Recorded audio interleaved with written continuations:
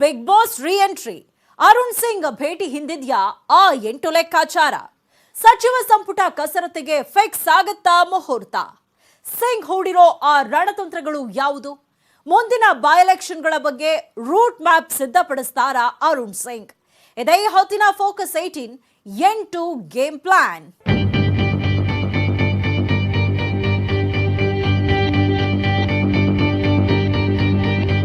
ಹೊಸ ವರ್ಷ ಅಂದ್ರೆ ಹೊಸ ಭರವಸೆ, ಹೊಸ ಆಸೆ, ಹೊಸ ಆಕಾಂಕ್ಷೆಗಳು ಗರಿಗೆದರೋ ವರ್ಷ. ಹಳೆಯ ಕಹಿ ನೆನಪುಗಳನ್ನು ಮರೆತು ನವೋಲ್ಲಾಸವನ್ನ ಬರಮಾಡಿಕೊಳ್ಳೋ ವರ್ಷ. ಬೇರೆ ವಲಯದಂತೆ ರಾಜಕೀಯದಲ್ಲೂ ಕೂಡ ಹೊಸ ವರ್ಷದಲ್ಲಿ ಹೊಸ ಚಟುವಟಿಕೆಗಳು ನಡೆಯುತ್ತೆ, ಹೊಸ ನಿರೀಕ್ಷೆಗಳಿರುತ್ತೆ. ಹೊಸ ವರ್ಷದ ಹೊಸ್ತಿಲಲ್ಲೇ ರಾಜ್ಯ ಬಿಜೆಪಿ ಪಾಳ್ಯದಲ್ಲಿ ರಾಜಕೀಯ ಚಟುವಟಿಕೆಗಳು ಗರಿಗೆದರಿದೆ. ಸಚಿವ ಸಂಪುಟ ಕಸರತ್ತಿನ ಬೆನ್ನಲ್ಲೇ 2ನೇ ಬಾರಿಗೆ ರಾಜ್ಯಕ್ಕೆ ಎಂಟ್ರಿ ಕೊಟ್ಟಿದ್ದಾರೆ ಬಿಜೆಪಿ ಉಸ್ತುವಾರಿ ಅರುಣ್ ಸಿಂಗ್. ಸಿಂಗ್ ಭೇಟಿ ಬೆನ್ನಲ್ಲೇ ಕಮಲಪಾಳ್ಯದಲ್ಲಿ ಭಾರೀ ಸಂಚಲನ ಮೂಡಿದೆ.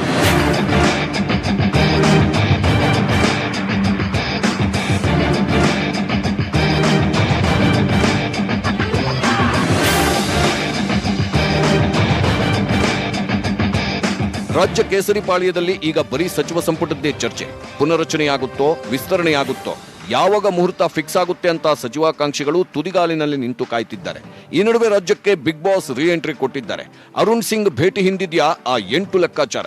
ಕ್ಯಾಬಿನೆಟ್ ಕಿಚ್ಚಿಗೆ ಕೊನೆಗೂ ಮುಹೂರ್ತ ಫಿಕ್ಸ್ ಆಗುತ್ತಾ? ಮಂತ್ರಿ ಗದ್ದುಗೆ ಆಕಾಂಕ್ಷಿಗಳಿಗೆ ಈಗಲಾದರೂ ಶುಭ ಸುದ್ದಿ ಸಿಗುತ್ತಾ? ಸದ್ಯಕ್ಕೆ ಬಿಜೆಪಿ ನಾಯಕರೆಲ್ಲರ ಕಣ್ಣು ಸಚಿವ ಸಂಪುಟ ವಿಸ್ತರಣೆ ಮೇಲೆ ನೆಟ್ಟಿದೆ. ಬಹಳ ದಿನಗಳಿಂದ ಹಾಗೆ ನಿಂತ ನೀರಿನಂತೆ ಇರೋ ಕ್ಯಾಬಿನೆಟ್ ಕಸರತ್ತಿಗೆ ಹೊಸ ವರ್ಷದಲ್ಲಾದರೂ ಕೂಡ ಒಂದು ಸ್ಪಷ್ಟ ದಿಕ್ಸೂಚಿ ಸಿಗಬಹುದಾ? ಸಚಿವಾಕಾಂಕ್ಷಿಗಳು ಚಾತಕ ಪಕ್ಷಿಯಂತೆ ಕಾಯ್ತಾ ಇದ್ದು ಅರುಣ್ ಸಿಂಗ್ ಎಂಟ್ರಿಯಿಂದ ಜಟಿಲವಾಗಿರೋ ಸಚಿವ ಸಂಪುಟ ಸಮಸ್ಯೆಗೆ ಈಗಲಾದರೂ ಪರಿಹಾರ ಸಿಗುತ್ತಾ ಅನ್ನೋ ನಿರೀಕ್ಷೆಯಲ್ಲಿದ್ದಾರೆ.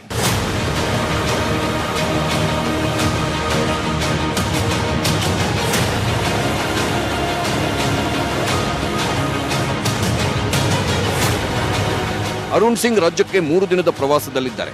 ಜನವರಿ 1ನೇ ತಾರೀಕು ದಿಲ್ಲಿಯಿಂದ ಬೆಂಗಳೂರಿಗೆ ಅರುಣ್ ಸಿಂಗ್ ಭೇಟಿ ಕೊಟ್ಟರು. ರಾತ್ರಿ ಕುಮಾರ ಕೃಪಾ ಗೆಸ್ಟ್ ಹೌಸ್ನಲ್ಲೇ ತಂಗಲಿದ್ದಾರೆ. ಜನವರಿ 2ನೇ ತಾರೀಕು ರಸ್ತೆ ಮೂಲಕವೇ ಅರುಣ್ ಸಿಂಗ್ ಬೆಂಗಳೂರಿನಿಂದ ಶಿವಮೊಗ್ಗಕ್ಕೆ ಪ್ರಯಾಣ ಬೆಳೆಸಲಿದ್ದಾರೆ. ನಂತರ ಅಲ್ಲಿ ಪದಾಧಿಕಾರಿಗಳ ಜೊತೆ ಸಭೆಯಲ್ಲಿ ಭಾಗವಹಿಸಲಿದ್ದಾರೆ. ನಂತರ ಜನವರಿ 3ನೇ ತಾರೀಕು ಶಿವಮೊಗ್ಗದಲ್ಲಿ ಕಾರ್ಯಕಾರಿಣಿ ಸಭೆಯಲ್ಲೂ ಪಾಲ್ಗೊಳ್ಳಲಿದ್ದಾರೆ. ಇದು ಮೇಲ್ನೋಟಕ್ಕೆ ಕಾರ್ಯಕಾರಿಣಿ ಸಭೆ ರೀತಿ ಕಂಡುಬಂದ್ರು ಇದರ ಹಿಂದೆ ಅಡಗಿರೋ ಲೆಕ್ಕಾಚಾರಗಳೇ ಬೇರೆ.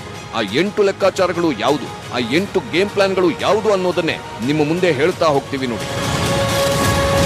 ನಂಬರ್ 1, ಸಚಿವ ಸಂಪುಟ ವಿಸ್ತರಣೆಗೆ ಮುಹೂರ್ತ ಫಿಕ್ಸ್ ಸಾಧ್ಯತೆ. ಕೇಸರಿ ಪಾಳ್ಯದಲ್ಲಿ ತುಂಬಾ ಕುತೂಹಲ, ಬಹುದಿನಗಳ ನಿರೀಕ್ಷೆ ಹಾಗೂ ರಾಜಕೀಯ ವಲಯದಲ್ಲಿ ಬಹು ಚರ್ಚೆ ಆಗ್ತಿರೋ ವಿಚಾರ ಅಂದ್ರೆ ಅದುವೇ ಸಚಿವ ಸಂಪುಟ ವಿಸ್ತರಣೆ. 3-4 ತಿಂಗಳಿನಿಂದ ಇವತ್ತಾಗುತ್ತೆ, ನಾಳೆ ಆಗುತ್ತೆ ಅನ್ನೋ ಲೆಕ್ಕಾಚಾರಗಳು ನಡೀತಾನೆ ಇದ್ವು. ಸಿಎಂ ಬಿಎಸ್ವೈ ಕೂಡ ದಿಲ್ಲಿಗೆ ದೌಡಾಯಿಸಿ ಹೈಕಮಾಂಡ್ ಕೈಗೆ ಸಚಿವಾಕಾಂಕ್ಷಿಗಳ ಪಟ್ಟಿ ಕೊಟ್ಟು ಬಂದೇ 1 ತಿಂಗಳ ಮೇಲಾಗಿದೆ. ಮಂತ್ರಿಗಿರಿ ಆಕಾಂಕ್ಷಿಗಳಾದ MTB Nagaraj, R Shankar, H Vishwanath BSY ಮನೆ ಕದ ತಟ್ತಾನೆ ಇದ್ದಾರೆ. ಇದ್ರ ಜೊತೆಗೆ ಮೂಲ ನಿವಾಸಿಗಳು ಕೂಡ ಆಳಿಗೊಂದು ಕಲ್ಲು ಎಂಬಂತೆ ನಮಗೂ ಸಚಿವ ಸ್ಥಾನ ಬೇಕು, ನಾವು ಮಂತ್ರಿ ಆಗೋ ಅರ್ಹತೆ ಹೊಂದಿದ್ದೀವಿ ಅಂತ ಸಿಎಂ ಮನೆ ಮುಂದೆ ಪರೇಡ್ ನಡೆಸ್ತಾನೆ ಇದ್ದಾರೆ. ಆದ್ರೆ ಹೈಕಮಾಂಡ್ ಮಾತ್ರ ಸಿಎಂ ಕೊಟ್ಟ ಪಟ್ಟಿಗೆ ಇನ್ನೂ ಯಾವುದೇ ಉತ್ತರ ಕೊಡದೆ ಕೊಕ್ಕೆ ಹಾಕ್ಬಿಟ್ಟಿದೆ. ಸ್ವತಃ ಸಿಎಂ ಬಿಎಸ್ವೈ ಕೂಡ ಇವತ್ತು ವಿಸ್ತರಣೆ ಆಗುತ್ತೆ, ನಾಳೆ ಆಗುತ್ತೆ ಅಂತ ಹೇಳಿ ಬೇಸತ್ತು ಹೋಗಿದ್ರು. ಮಂತ್ರಿಮಂಡಲ ವಿಸ್ತರಣೆಗೆ ಯಾವಾಗ ಮುಹೂರ್ತ ಕೂಡಿ ಬರುತ್ತೆ ಅಂತ ಸ್ವತಃ ಬಿಎಸ್ವೈಗೂ ಗೊತ್ತಿರದ ಪರಿಸ್ಥಿತಿ ನಿರ್ಮಾಣವಾಗಿದೆ.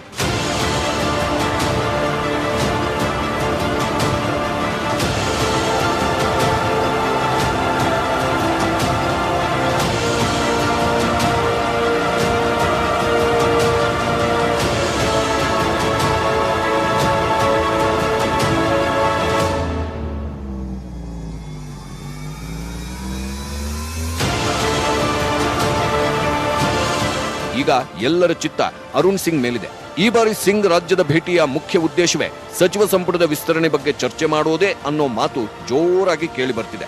ಕಳೆದ ಬಾರಿ ಸಿಂಗ್ ಭೇಟಿ ಕೊಟ್ಟಾಗಲೇ ಸಂಪುಟ ವಿಸ್ತರಣೆಗೆ ಮುಹೂರ್ತ ಕೂಡಬಹುದು ಅಂತಾನೆ ಊಹಿಸಲಾಗಿತ್ತು. ಆದ್ರೆ ಆಗ ಅರುಣ್ ಸಿಂಗ್ ಸಚಿವ ಸಂಪುಟ ವಿಸ್ತರಣೆ ಸಂಪೂರ್ಣ ಸಿಎಂಗೆ ಬಿಟ್ಟಿದ್ದು ಅಂದಿದ್ದು. मुख्यमंत्री का प्रोगेटिव है, मुख्यमंत्री का अधिकार है. This is CM will decide कौन मंत्री बनेगा, कब बनेगा.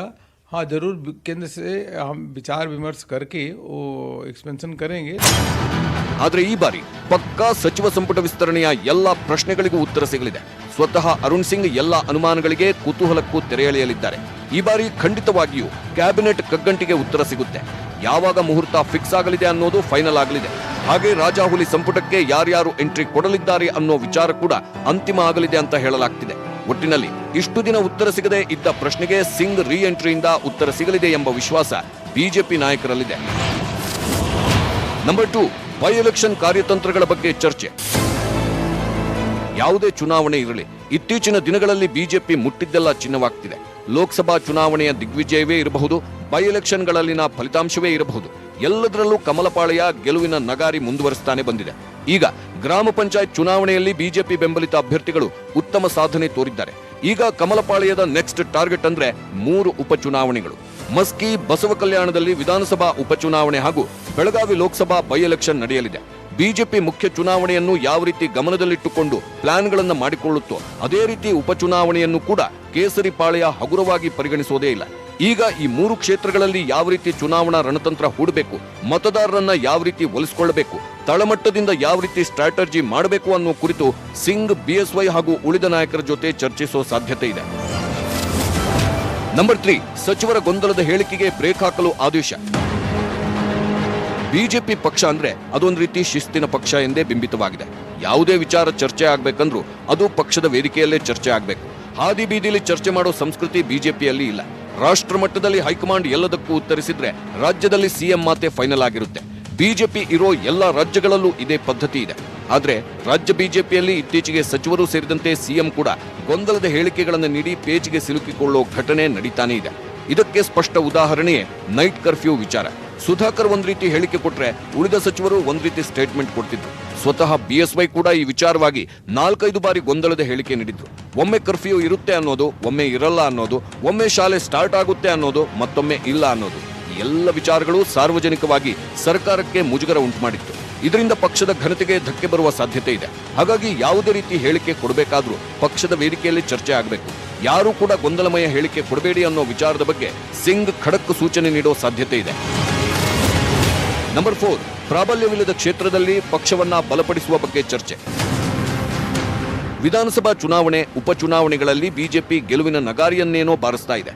ಪ್ರಚಂಡ ದಿಗ್ವಿಜಯದತ್ತ ಮುನ್ನುಗ್ತಾ ಇದೆ. ಆದ್ರೆ ವಿಧಾನಸಭಾ ಚುನಾವಣೆಗಳಲ್ಲಿ ಬಿಜೆಪಿಗೆ ಸ್ಪಷ್ಟ ಬಹುಮತ ಸಿಗ್ತಾ ಇಲ್ಲ. ಮೆಜಾರಿಟಿ ಹತ್ರತ್ರ ಹೋಗಿ ಎಡವಿ ಬೀಳ್ತಾ ಇದೆ. 2018ರ ವಿಧಾನಸಭಾ ಚುನಾವಣೆಯಲ್ಲಿ ಕಮಲಪಾಳೆಯ ಇದೇ ಪರಿಸ್ಥಿತಿ ಎದುರಿಸಿತ್ತು. ಚುನಾವಣೆಯಲ್ಲಿ ಬಿಜೆಪಿ ಅತಿ ದೊಡ್ಡ ಪಕ್ಷವಾಗಿ ಹೊರಹೊಮ್ಮಿತು. ಆದರೆ ಅಧಿಕಾರಕ್ಕೆ ಬೇಕಾದ ಸ್ಪಷ್ಟ ಬಹುಮತ ಸಿಕ್ಕಿರಲಿಲ್ಲ. ಆಮೇಲೆ ಕಾಂಗ್ರೆಸ್, ಜೆಡಿಎಸ್ ಸೇರಿ ಸರ್ಕಾರ ರಚಿಸಿದ್ದು, ನಂತರ ಬಿಜೆಪಿ ಯಾವ ರೀತಿ ಅಧಿಕಾರಕ್ಕೆ ಬಂತು ಅನ್ನೋದು ನಿಮ್ಗೆಲ್ಲ ಗೊತ್ತಿರೋ ವಿಚಾರವೇ.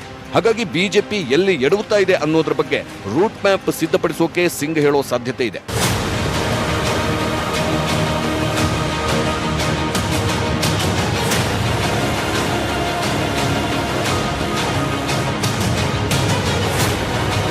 ಬಿಜೆಪಿ ರಾಜ್ಯದ ಬಹುತೇಕ ಪ್ರದೇಶಗಳಲ್ಲಿ ಪ್ರಾಬಲ್ಯ ಹೊಂದಿದೆ.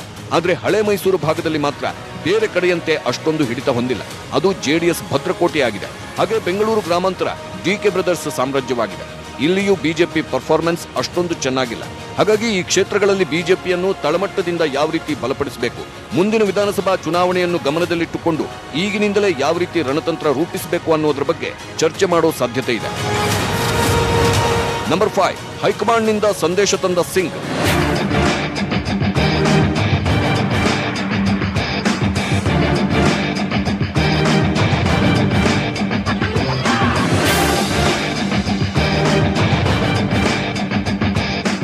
ಕಳೆದ ಬಾರಿ ಅರುಣ್ ಸಿಂಗ್ ರಾಜ್ಯಕ್ಕೆ ಭೇಟಿ ಕೊಟ್ಟಾಗ ಹಲವು ಶಾಸಕರು, ಸಚಿವರು ಬಿಎಸ್ವೈ ಕಾರ್ಯವೈಖರಿ ವಿರುದ್ಧ ಅಸಮಾಧಾನ ತೋಡಿಕೊಂಡಿದ್ರು. ಎಲ್ಲಾ ಕ್ಷೇತ್ರಗಳಿಗೂ ಸರಿಯಾದ ಅನುದಾನ ದೊರೆತಿಲ್ಲ. ಬಿಎಸ್ವೈ ಯಾವಾಗಲೂ ಏಕಪಕ್ಷೀಯ ನಿರ್ಧಾರ ಕೈಗೊಳ್ಳುತ್ತಾರೆ. ಶಾಸಕರ ಸಭೆ ಕರೆದು ಅಭಿಪ್ರಾಯ ಸಂಗ್ರಹಿಸಲ್ಲ. ಹಾಗೆ ಬಿಎಸ್ವೈ ಪುತ್ರ ವಿಜಯೇಂದ್ರ ಪ್ರತಿಯೊಂದು ಇಲಾಖೆಗಳಲ್ಲೂ ಹಸ್ತಕ್ಷೇಪ ಮಾಡ್ತಾರೆ ಅಂತಾನು ಸಿಂಗ್ಗೆ ಕಂಪ್ಲೇಂಟ್ ಮಾಡಿದ್ರು. ಈ ಬಗ್ಗೆ ಶಾಸಕರ ಅಭಿಪ್ರಾಯವನ್ನ ಸಂಗ್ರಹಿಸಿದ್ರು ಸಿಂಗ್. ಆ ಟೈಮ್ನಲ್ಲಿ ಇನ್ನೂ 2 ತಿಂಗಳು ಕಾಯ್ರಿ, ಎಲ್ಲವೂ ಸರಿ ಹೋಗುತ್ತೆ ಅಂದಿದ್ರು. ಸಿಂಗ್ ಹೇಳಿದ ಈ ಮಾತು ಕೇಸರಿ ಪಾಳ್ಯದಲ್ಲಿ ಭಾರಿ ಸಂಚಲನ ಮೂಡಿಸಿತ್ತು. ಏನಾಗುತ್ತೆ 2 ತಿಂಗಳಲ್ಲಿ ಎಂಬ ನಾನಾ ಪ್ರಶ್ನೆ ಹುಟ್ಟುಹಾಕಿತ್ತು. ಈಗ ಅವೆಲ್ಲದಕ್ಕೂ ಹೈಕಮಾಂಡ್ ಯಾವ ರೀತಿ ಸಂದೇಶವನ್ನ ನೀಡಿದ್ದಾರೋ ಅದನ್ನ ಸಿಂಗ್ ಹೊತ್ತು ತಂದಿದ್ದಾರೆ. ಇದಕ್ಕೂ ಕೂಡ ಒಂದು ಪರಿಹಾರ ಸಿಗೋ ಚಾನ್ಸಸ್ ಇದೆ. ನಂಬರ್ 6, ಮಾಧ್ಯಮದ ಮುಂದೆ ಬೇಕಾಬಿಟ್ಟಿ ಹೇಳಿಕೆ ನೀಡುವುದಕ್ಕೆ ಬ್ರೇಕ್ ಹಾಕೋ ಸಾಧ್ಯತೆ. ನಾವು ಆಗಲೇ ಹೇಳಿದಂತೆ ಬಿಜೆಪಿ ಪಕ್ಷ ಹೇಳಿ ಕೇಳಿ ಶಿಸ್ತಿನ ಪಕ್ಷ. ಇಲ್ಲಿ ಏನೇ ಮಾತಾಡೋದಿದ್ರು, ಅಸಮಾಧಾನ ಹೊರಗೆ ಹಾಕೋದಿದ್ರು ಅವೆಲ್ಲವನ್ನ ಪಕ್ಷದ ವೇದಿಕೆಯಲ್ಲೇ ಹೊರಹಾಕಬೇಕು ಎಂಬ ಪ್ರತೀತಿ ಇದೆ. ಇಷ್ಟು ದಿನ ಅದೇ ರೀತಿ ನಡೆದುಕೊಂಡು ಬರಲಾಗ್ತಿತ್ತು.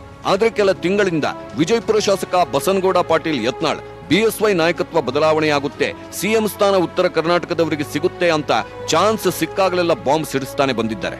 ಹಾಗೆ ಅವರಿಗೆ ಸಚಿವ ಸ್ಥಾನ ಕೊಡಬಾರದು, ಇವರಿಗೆ ಕೊಡಬಾರದು ಅಂತ ರೇಣುಕಾಚಾರ್ಯ ಸೇರಿದಂತೆ ಕೆಲವರು ಮಾತನಾಡ್ತಿದ್ರು. ಇವರೆಲ್ಲರಿಗೂ ಲಂಗು ಲಗಾಮ ಹಾಕೋಕೆ ಹೇಳಬಹುದು. ಮಾಧ್ಯಮದ ಮುಂದೆ ಮಾತನಾಡುವಾಗ ಬೇಕಾಬಿಟ್ಟಿ ಹೇಳಿಕೆ ಕೊಡಬಾರದು.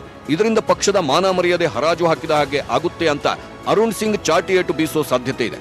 ಇದ್ರ ಜೊತೆಗೆ ನಾಯಕತ್ವ ಬದಲಾವಣೆ ಬಗ್ಗೆಯೂ ತೆರೆ ಬೀಳುತ್ತಾ ಸಿಂಗ್ ಈ ಬಗ್ಗೆ ಏನು ಹೇಳ್ತಾರೆ ಅನ್ನೋ ಕುತೂಹಲ ಮೂಡಿದೆ.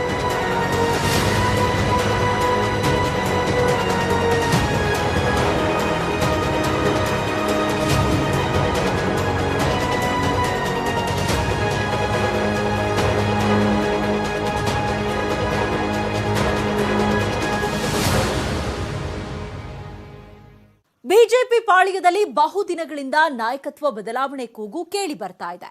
ಬಿಎಸ್ವೈ ಕುರ್ಚಿಯಿಂದ ಕೆಳಗಿಳಿತಾರೆ, ಅವರ ಕೈಯಿಂದ ಅಧಿಕಾರ ತಪ್ಪು ಹೋಗುತ್ತೆ ಅನ್ನೋ ಊಹಾಪೋಹಗಳು ಓಡಾಡ್ತಾನೆ ಇವೆ. ಈ ವಿಚಾರದ ಬಗ್ಗೆ ಅರುಣ್ ಸಿಂಗ್ ಅಂತಿಮ ತೆರೆ ಎಳಿತಾರಾ? ಈ ಬಗ್ಗೆ ಹೇಳ್ತೀವಿ ಚಿಕ್ಕ ಬ್ರೇಕ್ನ ನಂತರ.